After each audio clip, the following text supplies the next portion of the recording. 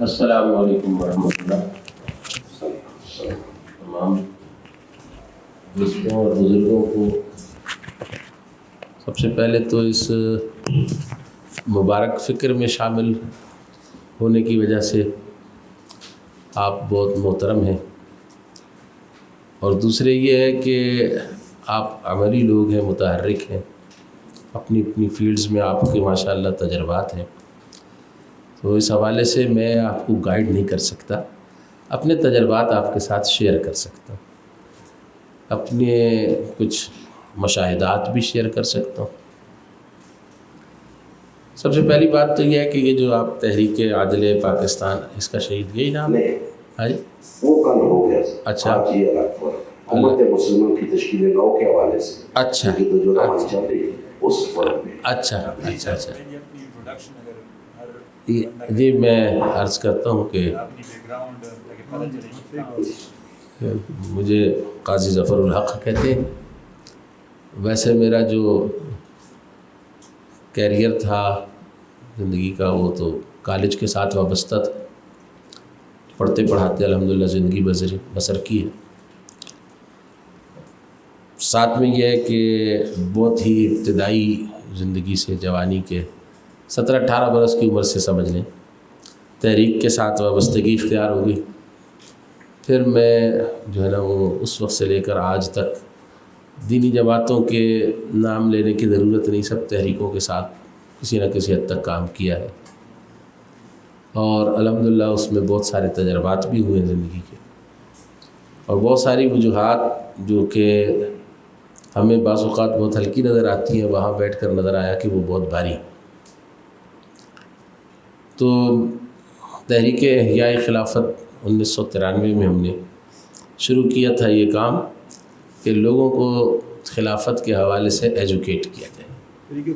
تحریک احیاء خلافت علی منہاج نبوت، ہم نے نام تجویز کیا تھا یہ سوچ کر کہ اس نام کو ہم اپنا پیغام بنائیں گے، تحریک احیاء خلافت علی منہاج نبوت۔ ہمیں ہر قسم کی خلافت کے احیاء کی خواہش نہیں، ہمیں جو ہے وہ اس نبوت کے طریقے پر کام کرنے والی خلافت کے احیاء کی خواہش ہے۔ اس کو ہم اپنا فریضہ سمجھتے ہیں کہ جو نبی کریم صلی اللہ علیہ وسلم کے بعد صحابہ کرام رضوان اللہ تعالیٰ علیہ مجمعین نے قائم کی تھی، اور اس کے بعد جو ہے اس کے اندر بہرحال زوال آیا اور کچھ باہر سے مداخلتیں شروع ہو گئیں، جس کے نتیجے میں 1924 تک مسلمانوں میں خلافت کا انسٹیٹیوشن تو قائم رہا، لیکن اس کے اندر بعض جو اعلیٰ صفات تھی، جو آئیڈیل صفات تھیں، وہ باقی نہیں تھیں۔ درمیان میں بعض ایسے لوگ آئے ہیں، چونکہ ہم اپنی ہسٹری اردو اور انگریزی زبان میں پڑھتے ہیں، ہمیں نہیں معلوم کہ ہمارے درمیان میں تاریخ کے اندر 1400 سال کی تاریخ میں حیران کن طور پر 2-2.5 ہزار سال کا مجموعی عرصہ بنتا ہے کہ جس عرصے کے اندر مسلم ممالک کے مختلف جو حکمران تھے انہوں نے خلافت راشدہ کے طرز کو فالو کیا ہے۔ یہ ایک علیحدہ موضوع ہے تحقیق کا، اس کے اوپر بھی محققین کے پاس اگر وقت ہو تو انہیں تحقیق کرنی چاہیے کہ کون کون سے حکمران مسلمانوں میں ایسے آئے کہ جنہوں نے علماء کو اپنا رہبر اور رہنما بنایا، اور انہوں نے کہا کہ جو کام بھی ہم کریں گے ہم شریعت کے مطابق کریں گے، آپ ذمہ داری قبول کریں، اور پھر اس کے نتیجے میں انہوں نے ساری زندگی شریعت کے مطابق بسر کی۔ تو مسلمانوں کے لیے ایک بہت بڑی افسوسناک بات یہ ہے کہ وہ اپنی تاریخ سے واقف نہیں ہے، اردو میں پڑھتے ہیں، انگریزی میں پڑھتے ہیں۔ فورٹ ولیم کالج کلکتہ جو ہے اس نے سب سے پہلے ہندوستان کے اندر مسلمانوں کی تاریخ لکھی اردو زبان کے اندر، تو ظاہر سی بات ہے کہ اس کے اندر تو انہوں نے اورنگزیب رحمۃ اللہ علیہ کو اس مقام تک ظالم دکھایا کہ اس نے اپنے باپ کو اندھا کر دیا تھا، حالانکہ زندگی کے آخری حصے میں شاہ جہان کے وہ خطوط محفوظ ہیں کہ جن کا ذکر بھی آتا ہے مختلف جگہوں پر کہ اس نے پڑھانے کے لیے بچے طلب کیے تھے کہ مجھے جو ہے نا وہ 10 بچے دے دو تاکہ میں یہ بیکار وقت جو ہے نا پڑھنے پڑھانے میں گزار دوں، اور وہ دور جو ہے وہ تو دور ہے، اس دور میں بھی کوئی اندھا آدمی بینا بچوں کو نہیں پڑھا سکتا۔ تو بات جو ہے وہ یہ ہے کہ ہم نے اپنی تاریخ دشمنوں سے سیکھی، دشمنوں سے پڑھی، یہ افسوسناک بات ہے۔ بہرحال یہ ایک ضمنی بات تھی، اس کی طرف توجہ دلانی ضروری ہے۔ تو عرض یہ ہے کہ تحریک احیاء خلافت علی منہاج نبوت، نبوت کے طریقے پر کام کرنے والی خلافت کو زندہ کرنے کی ضرورت ہے۔ یہ ہماری، جیسے کہ حضرت ملک اظہر اسماعیل صاحب نے بھی فرمایا کہ یہ ہماری دنیاوی ضرورت بھی ہے اور ہماری اخروی ضرورت بھی ہے۔ آخرت میں بھی یہ بندگی کا بڑا حصہ ہے، یعنی اللہ نے فرمایا کہ وما خلقت الجن والانس الا لیعبدون، ہم نے جن و انس کو اپنی بندگی کے لیے پیدا کیا ہے۔ تو آپ اللہ کی کامل بندگی کیسے کریں گے کہ جب آپ کی زندگی کے اوپر نافذ جو مسلط اجتماعی ادارے ہیں وہ آپ کو اللہ کی بندگی کرنے ہی نہیں دیں گے، اور پاکستان میں بھی نہیں کرنے دیتے۔ اس کا ہمیں تجربہ ہے۔ میں آپ کو ایسے عرض کیا تھا، اگر میرے پاس تھوڑا سا وقت ہو تو میں بعض اپنی جو ہے نا تجربات آپ سے شیئر کرتا ہوں کہ 1993 یا 97 کی بات ہے غالباً، ہمارے خاندان کے اندر کچھ بچے تھے، ان کے درمیان شادی عدی ہوئی تو وہ نہیں نبھ سکی، تو میں نے اس لڑکے کو، جو کہ میرے ساتھ اس کے بڑے تعلقات تھے، میرا شاگرد بھی تھا، تو میں نے اس کو کہا کہ تم ایسا کرنا کہ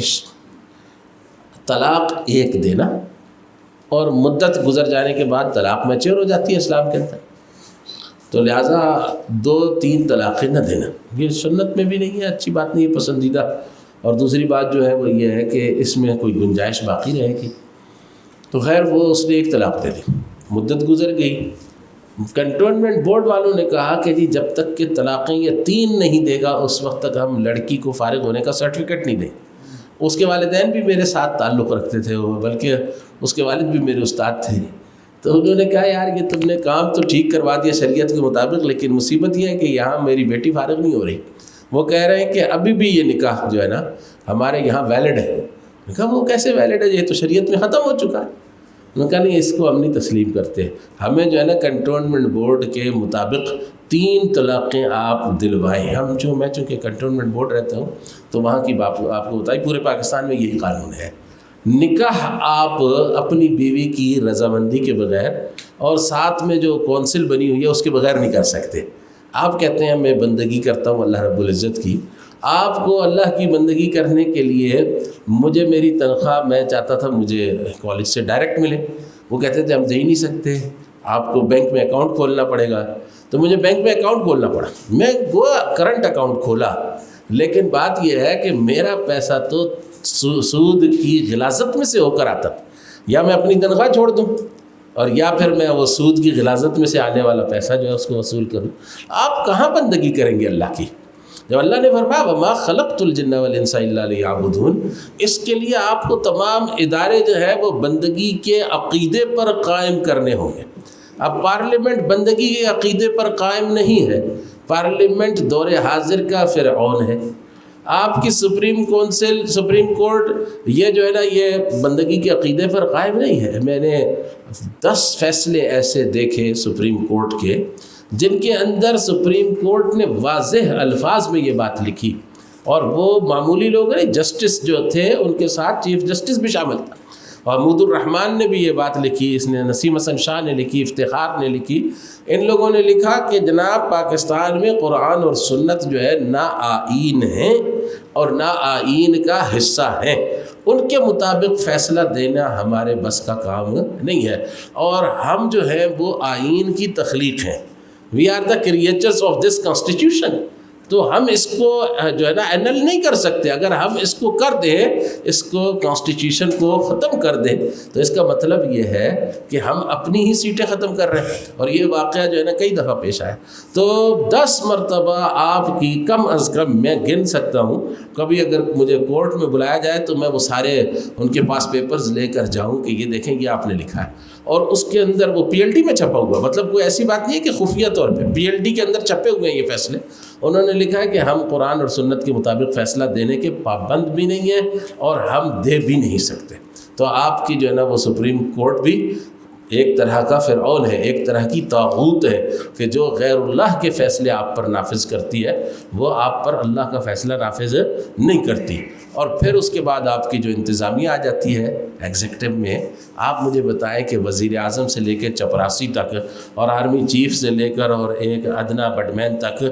کون ہے کہ جس کے سامنے آپ یہ بات رکھ سکیں؟ کسی ایک سول بیوروکریٹ سے لے کے اور اس کے دفتر میں کام کرنے والے ایک ادنیٰ اردلی تک آپ یہ موقف اختیار کر سکتے ہیں کہ جو تم کہہ رہے ہو وہ قرآن اور سنت کے مطابق نہیں ہے، لہٰذا تم اپنی بات سے بیک آؤٹ کر جاؤ؟ وہ کرے گا؟ وہ کبھی نہیں کرے گا، اس لیے کہ وہ کہتا ہے کہ میں نے جو بک پڑھی ہے، خواہ وہ ریڈ بک ہے یا بلو بک ہے یا کوئی بھی بک ہے جو اس نے پڑھی ہے، اس کے مطابق وہ چلنا چاہتا ہے۔ تو ہمارے پاس اس وقت صورتحال یہ ہے کہ اللہ کی بندگی کا دائرہ ہمارے معاشرے میں کم سے کم تر ہوتا چلا جا رہا ہے۔ میں اپنے بچے کو قرآن اور سنت کی تعلیم نہیں دلا سکتا، کیونکہ اگر میں اس کو قرآن اور سنت کی تعلیم دلانے کے مدرسے میں داخل کرتا ہوں، وہاں پر اس کو قرآن اور سنت کے ساتھ وہ فرقہ واریت سکھائی جاتی ہے کہ وہ مجھے بھی مشرک اور کافر سمجھنے لگے گا۔ اور اگر میں اس کو جو ہے نا اسکول کے اندر ڈال دوں تو پھر اس کے بعد وہ اس کے دین سے، اس کے ایمان سے فارغ ہو جاتا ہوں۔ تو بات یہ ہے کہ احیاء خلافت کے بغیر نہ ہماری دنیا درست ہو سکتی ہے، نہ ہماری آخرت درست ہو سکتی ہے۔ پہلی بات جو ہے وہ تو یہی ہے۔ میں نے اپنا تعارف آپ کو کرا دیا، میرا خیال اتنا کافی ہے، کیونکہ میں نے بات دوسری کرنی تھی اس لیے۔ اب عرض یہ ہے کہ ایک طویل عرصہ ہے جس کے اندر تقریباً 22-23 سال ہو گئے اس جد و جہد کو کہ دینی جماعتیں آپس میں بیٹھیں اور بیٹھ کر جو ہے نا وہ اپنا لاہ عمل بھی ایک کر لیں، اور اس کے بعد جو ہے نا وہ اپنا لیڈر ایک مقرر کریں، اور پھر عوام میں جائیں، حکمرانوں کے پاس جائیں، دعوت دینے کے لیے داعی اللہ بن کر جائیں اور اللہ کی طرف پکاریں، اور پھر اس کے جو نتائج ہوں گے سو ہوں گے۔ تو اس میں تجربات تلخ زیادہ ہیں۔ شروع میں ہر شخص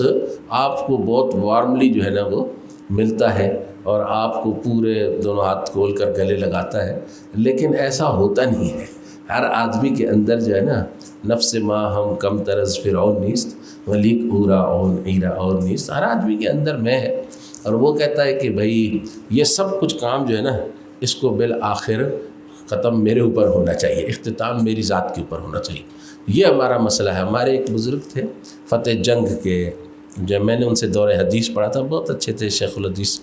ولی اللہ شاہ صاحب رحمۃ اللہ علیہ۔ تو وہ ایک دفعہ ایسے ہی دوستوں میں بچوں کے ساتھ بیٹھے ہوئے ہم لوگوں کے ساتھ گپ شپ کر رہے تھے، تو انہوں نے لطیفے کے طور پہ ایک بات کہی، وہ بات مجھے بہت یاد آتی ہے۔ وہ پنجابی بولتے تھے، تو انہوں نے فرمایا کہ شیطان نہ جنت چوں کہیں کڈیا، فرمایا شیطان نہ جنت چوں میں کڈا، میں نہ ہوتی تو شیطان جنت میں ہوتا، یہ شیطان کی میں تھی جس نے شیطان کو جنت سے باہر نکال دیا۔ تو بات جو ہے نا وہ یہ ہے کہ ہمارے پاس تجربات ہیں، ہمارے پاس مشاہدات ہیں۔ ابھی افسوسناک بات یہ ہے کہ میں سمجھ رہا تھا کہ کل تحریک عدل پاکستان کے ساتھ یہ ایک جڑا ہوا حصہ ہے، آپ لوگ ایک ہیں، اب آپ بھی اگر دو ہیں تو پھر میرے لیے تو رونے کا اور اپنے سر پیٹنے کا مقام ہے۔ پہلے تو بات یہ ہے کہ آپ لوگ جتنے بھی لوگ یہ کام کرنا چاہتے ہیں، میں آپ سب کا خادم ہوں، مجھے لیڈرشپ کی کوئی خواہش نہیں ہے، نہ میرے گھٹنے اجازت دیتے نہ کمر، میں آپ کا ویسے بھی خادم ہوں، ٹھیک ہے جی۔ اگر میری صحت ٹھیک بھی ہو تو بھی میں آپ کے آگے نہیں آنا چاہتا، لیکن بات یہ ہے کہ آپ اپنا جو ہے پہلے درمیان کا اپنا گھر ٹھیک کر لیں۔